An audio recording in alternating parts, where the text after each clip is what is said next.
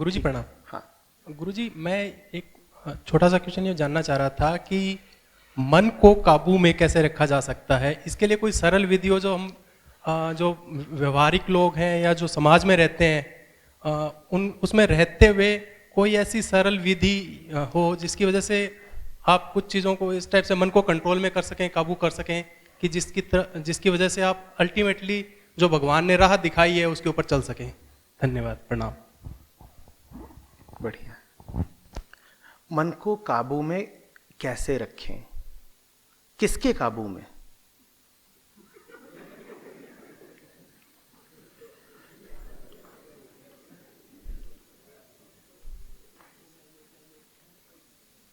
कौन है जो मन को काबू में रखना चाहता है?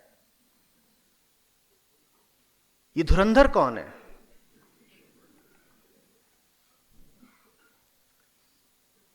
कहिए, ये मैं कौन है जो मन को काबू में रखेगा?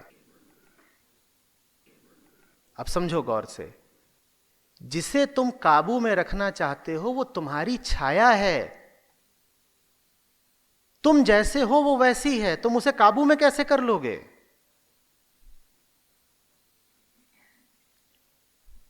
लेकिन मजेदार चीज है, न सिर्फ हम ये सवाल करते हैं कि मन को काबू में कैसे रखें, बाजार में इस सवाल के सैकड़ों जवाब भी बिक रहे हैं और खूब खरीदार हैं। ऐसे काबू में करें, वैसे काबू में करें। ये वैसा ही सवाल है कि जैसे कोई पूछे कि आईने में अपनी प्रतिच्छवि को कैसे बदल दें।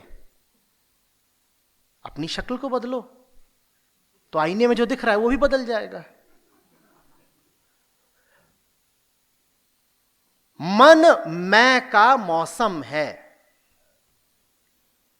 मन मैं के इर्द गिर्द की गतिविधि है। मैं जैसा होगा उसके इर्द गिर्द की गतिविधि भी वैसी होगी, उसका नाम मन है।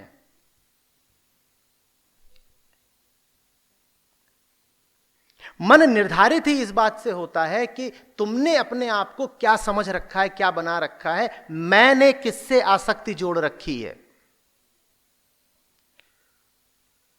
तुम अगर अपने आप को गलत समझते हो तो मन ठीक कैसे हो जाएगा?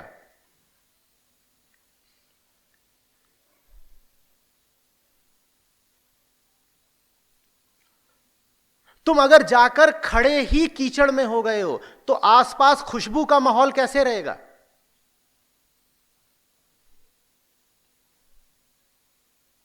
कोई कीचड़ के बीच खड़ा होकर के पूछे कि ये सब बदबू कैसे बदली जाए, कैसे हटाई जाए, बदबू काबू में कैसे की जाए, तो मैं कहूंगा बदबू को छोड़ो, जहां खड़े हो वहां से हटो। तुम जहां खड़े हो बदबू वहां की अनिवार्यता है, लेकिन जिद तुम्हारी पक्की है। तुम कहते हो हम वहीं खड़े रहेंगे जहां हम हैं, बदबू नहीं आनी चाहिए। यह नहीं हो सकता। तुमने अपने आप को जो बना लिया है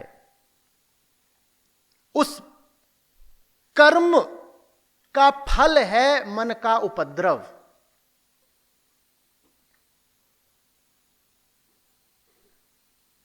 तुम बदल जाओ, मन बदल जाएगा। मन माने क्या? मन से तुम्हारा आशय होता है चेतना।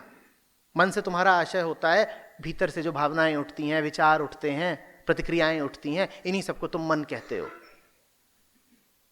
तुम ये देख ही नहीं रहे कि ये सारे विचार किसको उठते हैं, ये सारी भावनाएं, ये प्रतिक्रियाएं किसको उठती हैं? तुम्हें उठती हैं। इनके केंद्र में तुम हो।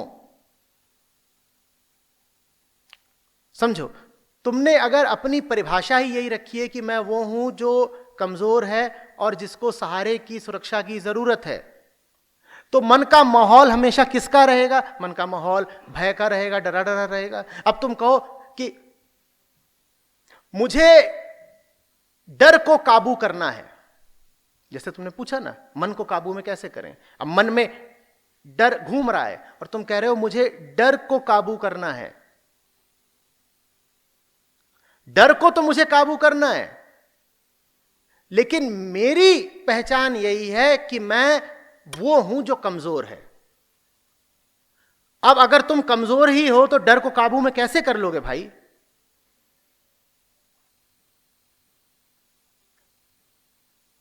तुम अपने आप को कुछ बना करके जीवन में घूमते हो, रमण करते हो, जो तुमने अपने आप को बना रखा है उसको समझो, गौर से देखो कि क्या बना रखा है। और जो कुछ तुमने अपने आप को बना रखा है वो तुम्हारे लिए परेशानी का ही कारण बनेगा। अध्यात्म है तुम्हें समझाने के लिए कि या तो अपने आप को पूरा कर दो या अपने आप को खत्म ही कर दो। इन्हीं दोनों स्थितियों में तुम्हें पहचानों से मुक्ति मिलेगी, इन्हीं दोनों स्थितियों में तुम्हें झूठे उपद्रवों से मुक्ति मिलेगी। क्यों अपने आप को आधा अधूरा समझते हो? और जो भी तुम कुछ समझते हो अपने आप को वो आधा अधूरा ही, आंशिक ही है, इधर से उधर से मिला है, पकड़ लिया है।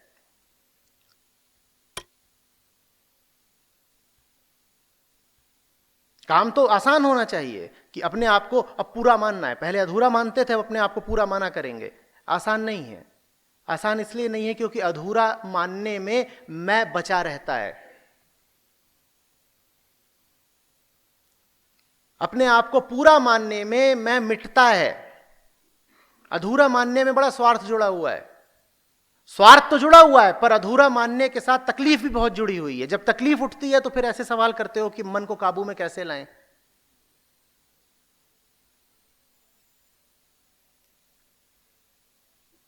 अधूरे मैं को कहते हैं अहम, पूरे मैं को कहते हैं आत्मा। समझ रहे हो बात?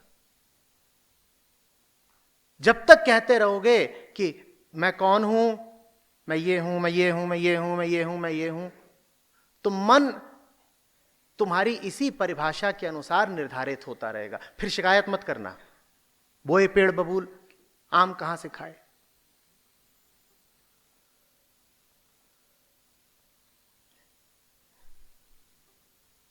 इस बोध के साथ जियो कि भीतर भीतर हम बिल्कुल पूरे हैं, हमें कोई जरूरत नहीं। जरूरतें जितनी हैं सब बाहरी हैं। जरूरतें पूरी हो जाए तो भी कोई बाहरी चीज पूरी हुई, जरूरतें पूरी नहीं भी हुई तो भी कोई बाहरी चीज अधूरी रही। भीतर भीतर हम लगातार पूरे हैं। जब पूर्णता में जियोगे तो मन एक सीमा से ज्यादा खराब नहीं होगा। मन खराब भी होगा तो बाहर बाहर खराब होगा, क्योंकि फिर अच्छाई बुराई खूबी खराबी सब बाहर बाहर रहती है। तो फिर मन खराब भी होगा तो बाहर बाहर होगा। कोई तुम्हें देखकर कहेगा कि आज तुम्हारा मन मूड कुछ अच्छा नहीं लग रहा, तुम कहोगे हां खराब है, थोड़ा बाहर बाहर खराब है, अंदर से तो मस्त है। जैसे कोई फल हो रसीला जिसके छिलके पर धूल पड़ गई हो, उस धूल का उसके रस पर कोई प्रभाव नहीं पड़ रहा, भीतर भीतर वो फल मस्त है। हां आंधी चली थी धूल पड़ गई है, आज आंधी चली थी धूल पड़ गई है, आज थोड़ा सा छिलका गंदा है, हम तो लेकिन रसीले ही हैं, हम पर कोई असर नहीं पड़ रहा। ऐसे जियो, फिर नहीं कहोगे कि मन को काबू में करना है।